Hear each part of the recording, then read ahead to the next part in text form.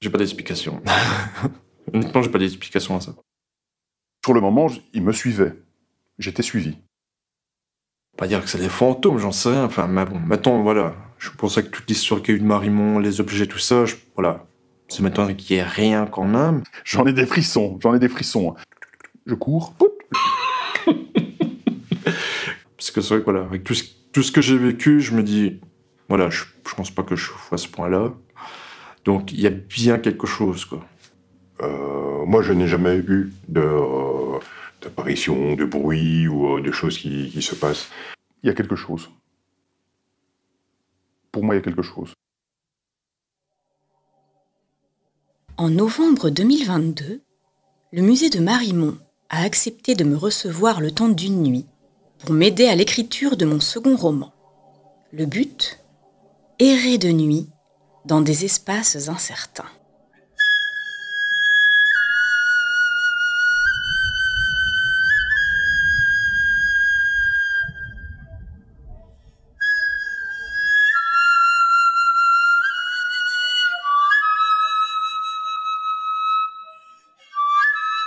J'arrive vers 18h30. Il fait froid, il fait nuit. Je suis accueillie par une poignée de gardiens qui fument devant l'entrée. On me dit de déposer mes affaires dans une petite loge, la loge des gardiens de nuit. On me tend une lampe de poche, on me montre l'accès aux salles. 19h, le musée est à moi. Je traverse un couloir long, très long, dont les baies vitrées donnent sur la nuit. Ce couloir est la jonction entre les bureaux et les salles du musée. À chaque pas, je m'éloigne un peu plus des gardiens qui fument dans la nuit. Je m'éloigne un peu plus des discussions et de l'odeur du café. Un pas après l'autre, les sons, les odeurs, les sensations connues disparaissent. Le goulot m'avale dans sa nuit sans âge. Pas à pas, bouchée par bouchée, et me recrache de l'autre côté, là où tout se joue. Le musée. Bon, ok, c'est un peu exagéré, j'ai juste traversé un couloir et je suis arrivée dans le musée. Mais j'essaye de rentrer dans l'ambiance de mon roman. Le personnage principal de mon second roman va se retrouver coincé de nuit au Musée national fédéral de la région wallonne Bruxelles-Capitale. Cette plongée nocturne symbolise pour lui un moment de bascule psychique. Confusion, hallucination, perte de repères. Il ne sait plus s'il rêve, s'il est face à l'inexplicable, s'il devient fou. Et le lecteur non plus. Je ne suis pas sûre de trouver de quoi nourrir mon inspiration ici. Pour l'instant, je ne vois rien que des vitrines disparates. J'ai froid, j'ai faim. Que ferait mon personnage à ma place ? Il se plaindrait, ça c'est sûr. Et après, il traînerait ses chaussures trouées dans les couloirs du musée. Je vais faire pareil. Parce que c'est vrai que voilà, avec tout ce que j'ai vécu, je me dis, voilà, je pense pas que je sois à ce point-là.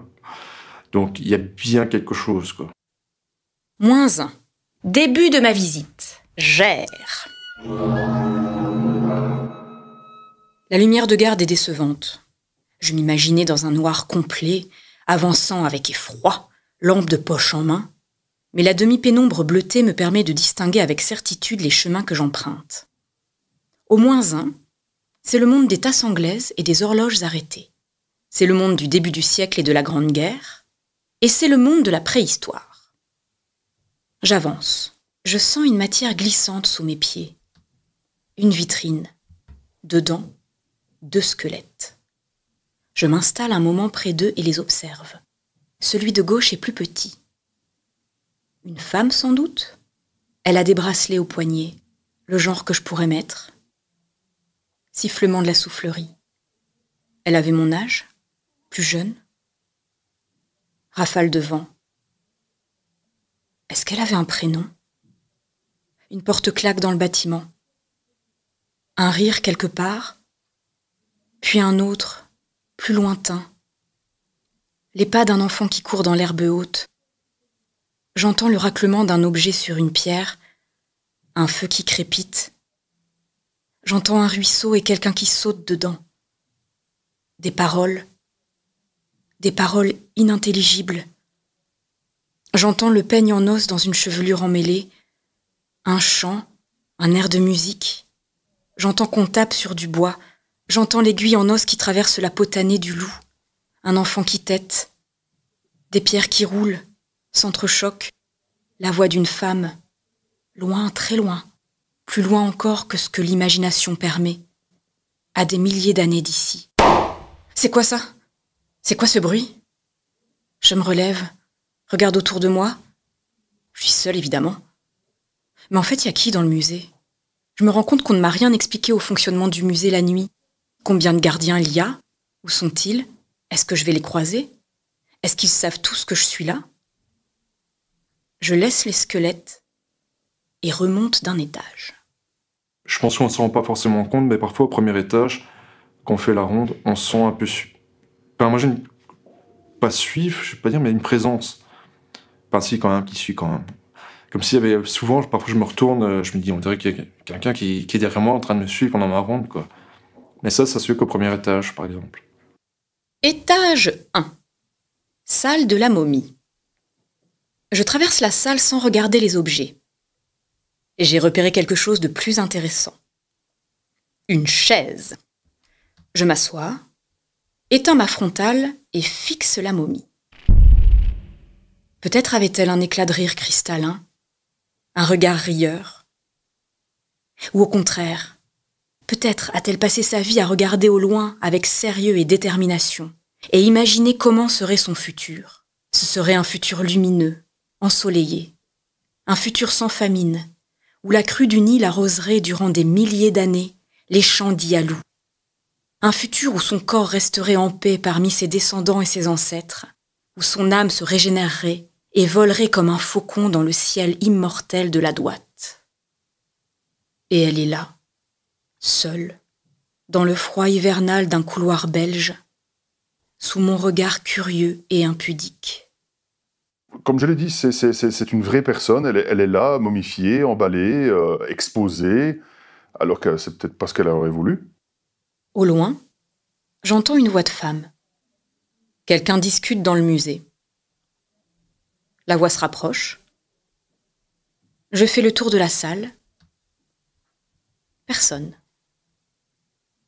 D'un coup, durant un temps si infime qu'il ne se conçoit pas, je suis traversée par l'empreinte diffuse de quoi? D'un souvenir?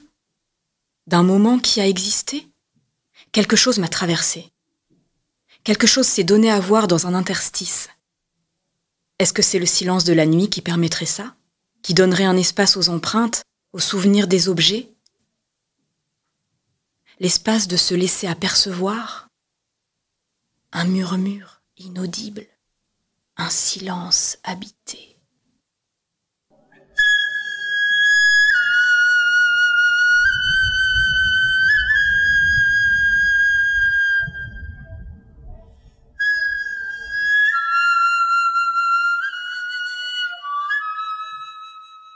La voix de la femme revient.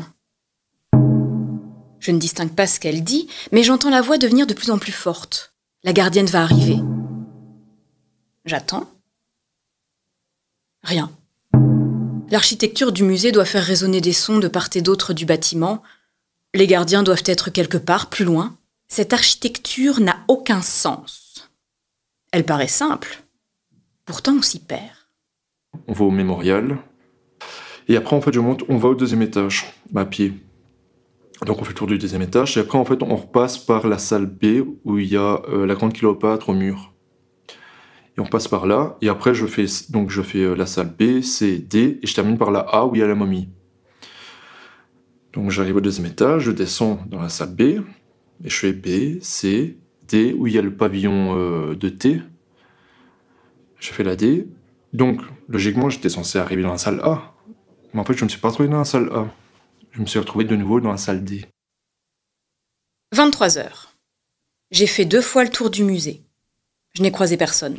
Je commence à me demander si je n'ai pas rêvé la voix de tout à l'heure. J'ai froid. Je l'ai déjà dit? Comment mon personnage vivrait-il cette errance? Lui va être plongé dans un cauchemar éveillé. Je ne pense pas que je vais trouver la matière ici pour créer ce cauchemar. En attendant, je peux quand même trouver quelques idées pour étoffer mon personnage. Si lui était là, il ferait quoi? Mais lui ne serait pas là. Lui n'aurait pas décidé de venir s'enfermer une nuit entière dans un musée pour l'inspiration. C'est quoi cette idée encore? Qu'est-ce qui m'a pris? Je suis crevée. J'ai fait le tour des salles. Il est que 23 heures. Il paraît qu'il y a un distributeur de bonbons à la cafétéria. J'ai pas été foutue de la trouver. Ma frontale me serre le front. Je m'emmerde. Je décide de retourner m'asseoir sur la seule chaise que j'ai repérée, à l'étage 1, dans la salle de la momie.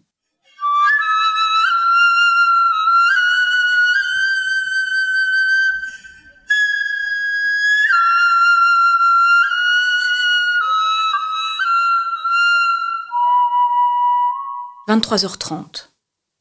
Je ferme les yeux. 23h45. J'ouvre les yeux. J'entends la voix de la femme, comme tout à l'heure. La voix se rapproche. Cette fois-ci, je vais voir la gardienne. Je vais voir la gardienne? Pourquoi j'y crois pas moi-même? J'attends. Personne n'arrive. La voix disparaît. Un certain malaise m'envahit. Pourquoi je ne croise aucun gardien? Est-ce que j'entends vraiment une voix? La voix de la femme réapparaît, frisson dans ma colonne vertébrale. Je me lève d'un coup et m'éloigne de la pièce. 1h du matin. Étage 2. Exposition temporaire. Depuis quelques minutes, je suis prise d'une émotion. En regardant une vitrine en contrebas, j'ai eu une idée, une inspiration. Je me suis assise à côté de la momie de l'exposition temporaire pour écrire. En tailleur, à quelques centimètres de sa tête. Nous nous tenions compagnie depuis 45 minutes quand j'ai eu la sensation de côtoyer quelqu'un, d'être assise à côté d'une personne. Je regarde la momie à quelques centimètres de mon visage. Je peux concevoir la vie de cette personne quand elle était vivante, mais elle, comment aurait-elle pu imaginer qu'un jour elle rencontrerait une Maya dans une Belgique, sous une lampe de poche? J'ai la sensation soudaine que le temps s'est rétracté et que 3000 ans se sont contractés en une frontière transparente. Je peux presque sentir l'air qu'elle respirait. Et peut-être, à l'époque, a-t-elle ressenti comme une présence inconnue et pourtant si proche? Je ferme les yeux et tente de capturer ce moment, cette sensation fugace. Quelque chose vient d'éclater devant moi. Une lumière bleue, vive, électrique. Je sens une présence. Il y a quelqu'un à côté de moi. Les poils de mon dos se hérissent. Je quitte la pièce, accélère le pas. On me suit. Il y a quelqu'un dans mon dos. Je cours. J'arrive au premier étage. La sensation a disparu. J'en ai marre. Je traverse la salle A. Je passe devant les statues romaines, la tête égyptienne, la momie. J'arrive près de la maison de thé. Je vais aller retrouver la loge des gardiens. Mais quelque chose m'arrête. Un son. Je m'approche de l'entrée de la maison de thé. L'obscurité. Le noir profond, abyssal. Quelqu'un m'appelle. Une force irrésistible me pousse à avancer vers l'entrée de cette maison de thé. Je tends mon oreille vers le vide de l'entrée. J'écoute. Boum, boum. Boum, boum.